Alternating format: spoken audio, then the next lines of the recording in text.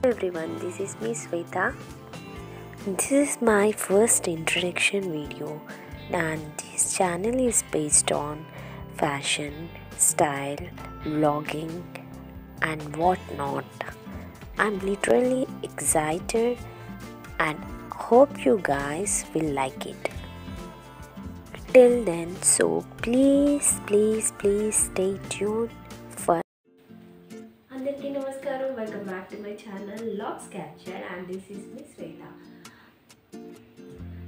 So already మీకు thumbnail చూడగానే అర్థమైతే ఉంటుంది నేను ఏం చేయబోతున్నాను అనేది మీకు ఈజీగా ఒక క్లారిఫికేషన్ అయితే వచ్చేసి ఉంటుంది.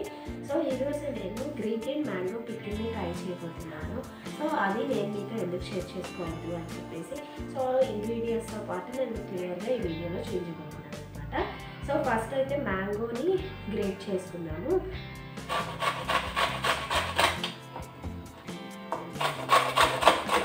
నేను ఇప్పుడు మ్యాంగోని గ్రేట్ చేసేస్తున్నాను.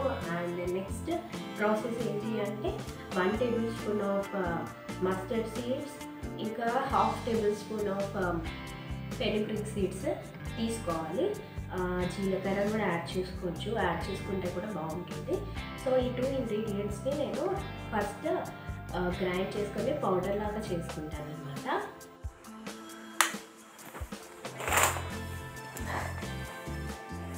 ఒక కడాయి తీసుకొని అందులో ఆయిల్ వేసుకోండి. అంటే ఆయిల్ వచ్చేసి మనం ఒక 4 to 5 table spoons of oil తీసుకొని అందులోకి నేను ఆవాలు, జీలకర్ర అండ్ మెంతులు కూడా వేసుకుంటున్నాను. ఆల్రెడీ మీకు చెప్పాను కదా మెజర్మెంట్స్ ఎలా తీసుకోవాలో. అండ్ ఇక్కడ నేను 3 to 4 or 5 to 6 garlic flakes తీసుకొని కొంచెం కచ్చపచ్చగా దంచుకుంటాను అనమాట. దంచుకున్న తర్వాత ఇక్కడ నేను హింగ్ యాడ్ చేస్తున్నాను అనమాట.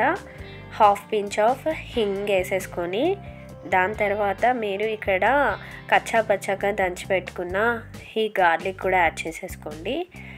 యాడ్ చేసుకున్న తర్వాత కొంచెంగా ఫ్రై చేసుకొని దాంట్లో మనం ఎండుమిర్చి యాడ్ చేసేసుకుందాము.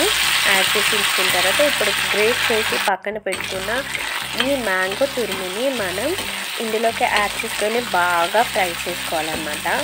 ఎందుకంటే అందులో కొంచెం మనకి వాటర్ అనేది ఉంటుంది కాబట్టి సో ఇలా మనం ఫ్రై చేసుకుంటే బాగుంటుంది. అండ్ నెక్స్ట్ వచ్చేసి మనం ఇక్కడ ఇంకా అన్ని ఇంగ్రీడియంట్స్ యాడ్ చేసేసుకోవడమే. సాల్ట్ అండ్ మనం పక్కనే పౌడర్ వేసుకొని బాగా మనం మగ్గనివ్వాలి. ఇంచుమించుగా మనం కర్రీ ఏ విధంగా అయితే మగ్గనిస్తామో అదే విధంగా మనం ఇక్కడ ఈ పికిల్ని కూడా మగ్గనియాలి. ఎందుకంటే మనకి గ్రేట్ చేసుకున్నప్పుడు కొంత అమౌంట్ ఆఫ్ వాటర్ అయితే రిలీజ్ అవుతుంది కాబట్టి మనం ఈ ఆయిల్లో ఫ్రై చేసుకుంటే ఇంకా బాగుంటుంది. అండ్ ఫైనల్గా పికిల్ ఈస్ రెడీ అనమాట.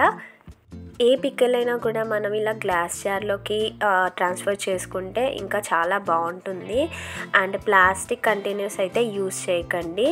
ఇలా ఒక గ్లాస్ జార్లోకి మనం పికిల్ అంతా తీసి పెట్టుకున్న తర్వాత మనం టేస్ట్ చేసేస్తే చాలా బాగుంటుంది అనమాట.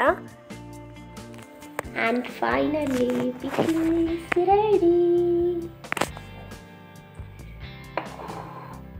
Yummy.